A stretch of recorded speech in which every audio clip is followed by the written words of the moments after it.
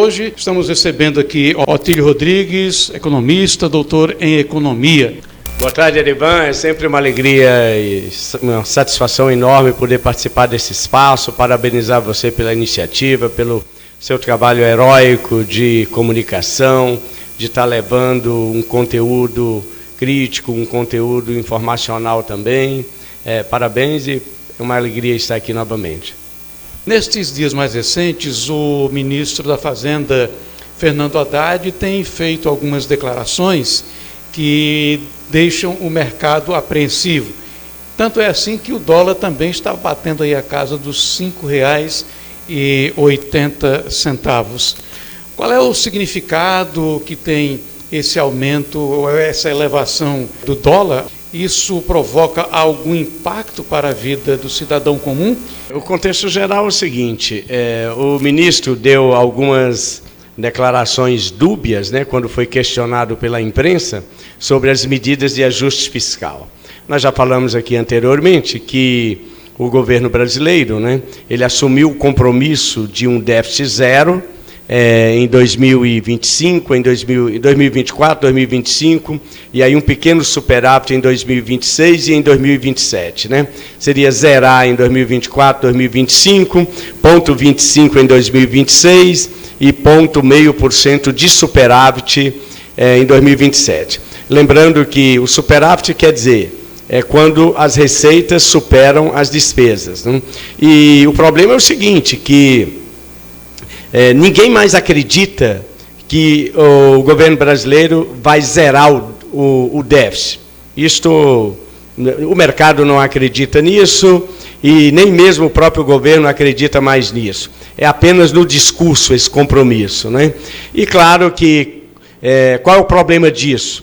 O problema disso é que a dívida brasileira em relação ao PIB está aumentando. Já aumentou 6 pontos percentuais no governo Lula, e hoje já está em torno de 78% do PIB, que vinha no último governo vinha caindo, quanto menor o percentual, melhor, e retomou essa escala de crescimento.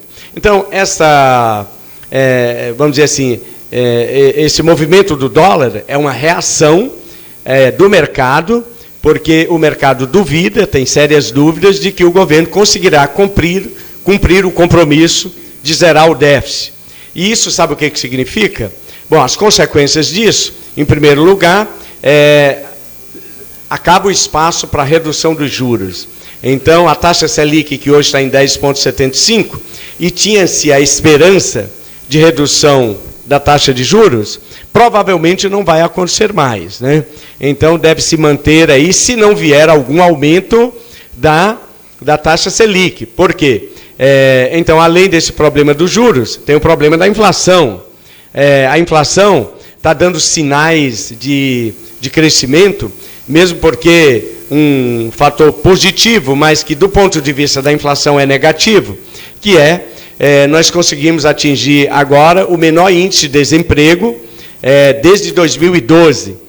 Então, isso significa mais gente empregada, há uma pressão sobre os preços, que é mais dinheiro circulando, e mais dinheiro circulando traz uma pressão nos preços. E aí o dólar, que é sempre um termômetro do nível de confiança do mercado em qualquer governo, não é só no Brasil, o dólar é uma moeda internacional. Esse aumento dos dólares, ocasionado pela desconfiança nos compromissos assumidos pelo governo, traz, embutido nisso, um problema de inflação, porque os produtos importados, se o dólar sobe, os produtos importados se tornam mais caros e isso pressiona a inflação.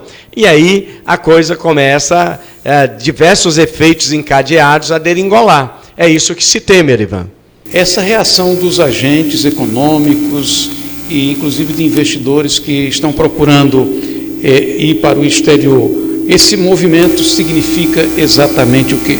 Em economia, tem uma condição que é fundamental, que chama-se estabilidade, ou horizonte de previsão.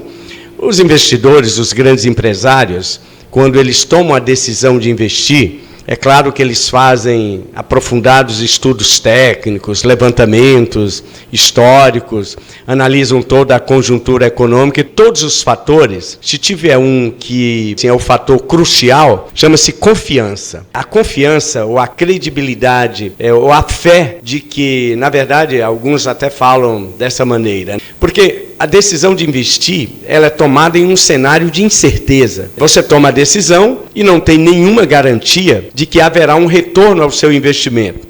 Você pode fazer tudo certo e algo pode dar errado. E como o futuro é imprevisível, então o que todo empresário faz é procurar se cercar das garantias possíveis, mínimas, para tomar a decisão de investir. Agora, quando a incerteza, o nível de incerteza aumenta muito, ele retrai e ele retarda a decisão de investir. E é claro que o dinheiro ele não pode ficar parado, então ele vai procurar outros lugares onde tem melhores condições, que tenha mais segurança ao retorno do investimento. Esse é o fator crucial. É claro que a economia brasileira ela tem um grande potencial, o Brasil é um país em desenvolvimento, existem muitas oportunidades para se crescer, para se desenvolver, e há muito capital até desejoso de vir para o Brasil para investir, e também há o capital nacional que tem desejo de investir, porque no capitalismo o capital é um valor que busca se valorizar. Agora, tem que ter condições. Quando os agentes econômicos, as empresas, observam um governo que não tem muita segurança, que é dúbio, que passa mensagens conflitantes, uma hora se compromete com o ajuste fiscal, outra hora dá declarações, como o ministro falou, porque os jornalistas essa semana questionaram que o mercado esperava que as medidas de controle de gastos para contenção do déficit viriam logo após a eleição.